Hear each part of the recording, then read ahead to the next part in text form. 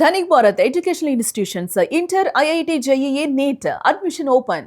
జమ్మూ కాశ్మీర్ రాజకీయాల్లో ఒక్కసారిగా ప్రకంపనలు చెలరేగుతున్నాయి.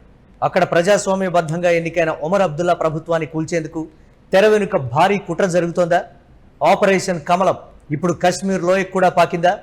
నేషనల్ కాన్ఫరెన్స్ ఎమ్మెల్యేలను కొనేందుకు కోట్ల రూపాయల ఎరవేస్తున్నారా? అవును, ఇప్పుడు ఇదే అంశం దేశవ్యాప్తంగా సంచలనం సృష్టిస్తోంది. జమ్మూ కాశ్మీర్ ముఖ్యమంత్రి ఒమర్ అబ్దుల్లా స్వయంగా చేసిన ఆరోపణలు ఇప్పుడు కశ్మీర్ పీఠాన్ని కదిలిస్తున్నాయి. తమ ఎమ్మెల్యేలకు 100 కోట్లు మంత్రి పదవులు ఆఫర్ చేస్తున్నారంటూ సీఎం చేసిన వ్యాఖ్యలు రాజకీయ వర్గాల్లో కార్చిచ్చును రేపుతున్నాయి. శ్రీనగర్లోని హజ్రత్ బల్లో నిర్వహించిన ఒక బహిరంగ సభలో ముఖ్యమంత్రి ఒమర్ అబ్దుల్లా చేసిన వ్యాఖ్యలు జమ్మూ కాశ్మీర్ రాజకీయాలను కుదిపేస్తున్నాయి. తమ పార్టీకి చెందిన ఎమ్మెల్యేలను ప్రలోభపెట్టి ప్రభుత్వాన్ని అస్థిరపరిచేందుకు బీజేపీ హైకమాండ్ తెర వెనుక చక్రం తిప్పుతోందని ఆయన సంచలన ఆరోపణలు చేశారు.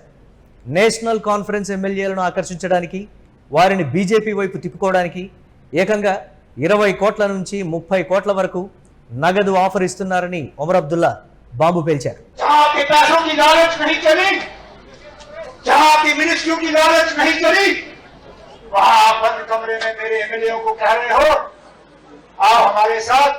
आप जब आओगे तो हम आपको रियासत देंगे।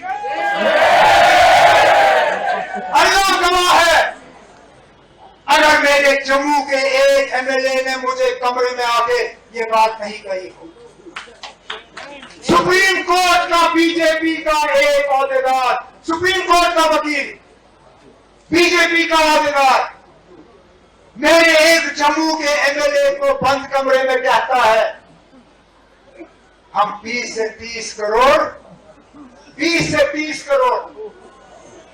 एक मिनिस्ट्री और रियासत का दर्जा, आप हमारे साथ चलो। हमको लगता है कि इन लोगों का ईमान इतना सस्ता है।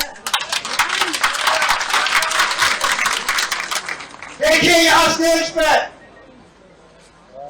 एक भी आपको नजर नहीं आएगा जो 20 करोड़ में क्या 100 करोड़ में अपनी ईमान पेश ఈ కుట్రకు సంబంధించి ఒక నిర్దిష్టమైన ఉదాహరణను కూడా ముఖ్యమంత్రి బయటపెట్టారు. జమ్మూ ప్రాంతానికి చెందిన తమ పార్టీ ఎమ్మెల్యే ఒకరిని బీజేపీకి అనుబంధంగా ఉన్న ఒక సుప్రీంకోర్టు న్యాయవాది నేరుగా సంప్రదించారని ఒమర్ అబ్దుల్లా ఆరోపించారు. మాతో చేరితే మంత్రి పదవి ఇస్తాం, కోట్లు కురిపిస్తాం, అంతేందుకు జమ్మూ కాశ్మీర్కు రాష్ట్ర హోదా కూడా తెస్తాం అంటూ సదరు లాయర్ ఆశ చూపినట్లు సీఎం వెల్లడించారు. మా సహనాన్ని మర్యాదను పరీక్షించవద్దు అంటూ కేంద్ర ప్రభుత్వానికి బీజేపీ హైకమాండ్కు ఆయన గట్టి హెచ్చరికలు జారీ చేశారు. తమ పార్టీ నాయకులు ఎవరూ డబ్బుకు అమ్ముడుపోయే ప్రసక్తి లేదని స్పష్టం చేశారు. ముఖ్యమంత్రి చేసిన ఈ ప్రభుత్వాన్ని కూల్చే కుట్ర ఆరోపణలపై బీజేపీ అంతే తీవ్రంగా స్పందించింది. ఇవన్నీ పూర్తిగా నిరాధారమైనవని, తమ పరిపాలనా వైఫల్యాల నుంచి ప్రజల దృష్టిని మళ్లించడానికే ఒమర్ ఇలాంటి అబద్ధాలు ఆడుతున్నారని బీజేపీ సీనియర్ నేత రవీందర్ రైనా కొట్టిపారేశారు. పార్టీ ప్రతిష్టను దెబ్బతీస్తున్నందుకు గాను ముఖ్యమంత్రి ఒమర్ అబ్దుల్లాపై పరువు నష్టం దావాతో పాటు న్యాయపరమైన చర్యలు తీసుకునేందుకు కోర్టుకు వెళ్తామని బీజేపీ హెచ్చరించింది. मुख्यमंत्री श्री उमर अब्दुल्ला साहब ने बहुत ही भ्रमित करने वाला बयान दिया है।